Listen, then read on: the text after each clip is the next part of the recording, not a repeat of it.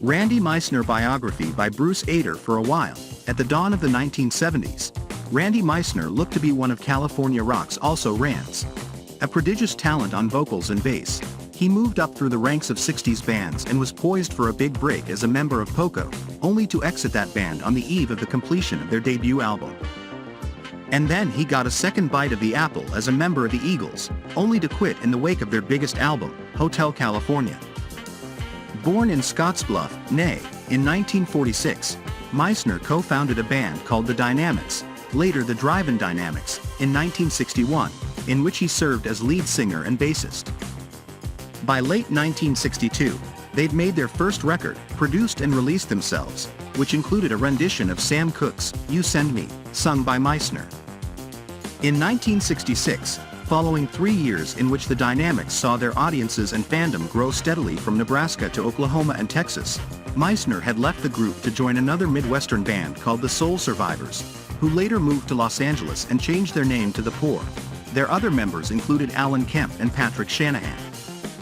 They were a serious enough outfit to attract the attention of the Warner Brothers subsidiary Loma Records and also of the Decca label, both of which released several folk rock-influenced sides by The Poor without success. By 1968, Meisner had begun moving away from folk-influenced rock and into a more country-oriented vein, following a transition that was sweeping across California.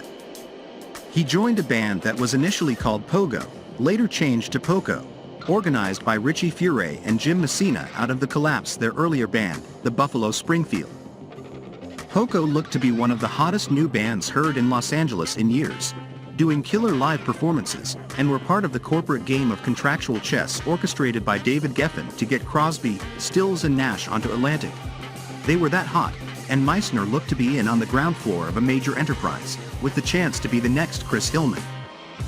But friction developed between him and Messina and Furay, and he ended up quitting before the original group was properly captured on tape. Poco made its debut as a quartet, with Meisner succeeded by Timothy B. Schmidt.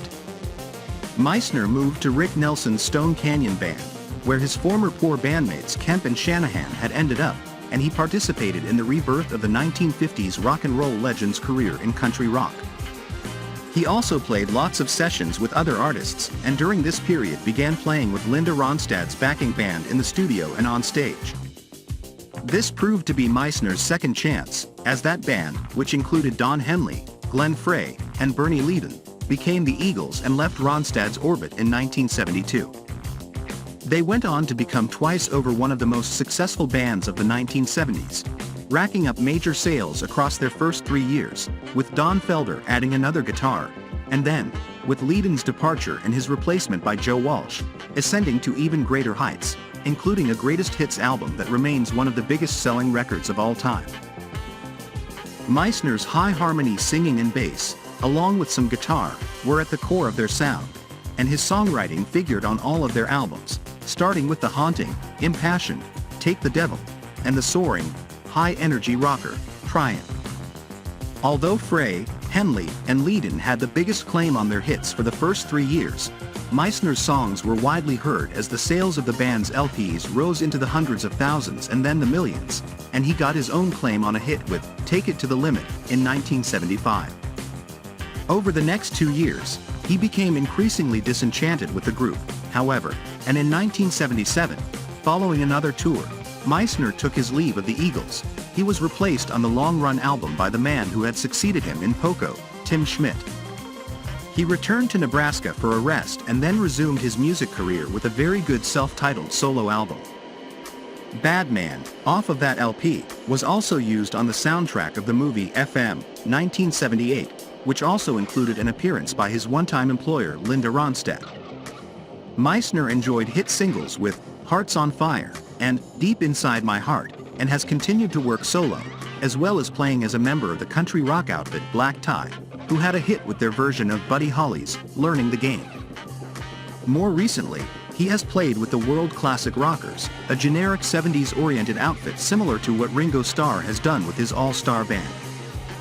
In addition to his music with the Eagles, he has played on records by Joe Walsh, Dan Fogelberg, Richie Furay, Richard Marx, Bob Welch, and James Taylor, among numerous others.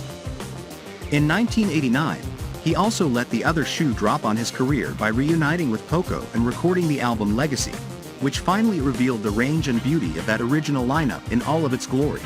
Although the reunion also opened up numerous older tensions that prevented it from having any semblance of permanency.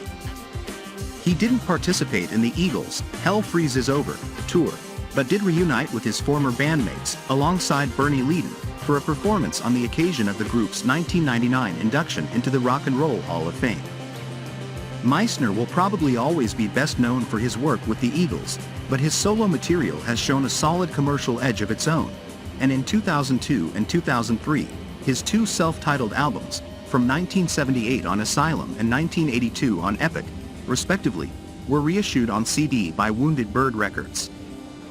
Both albums were later packaged together and re-released, again, by the Arcadia label in 2007.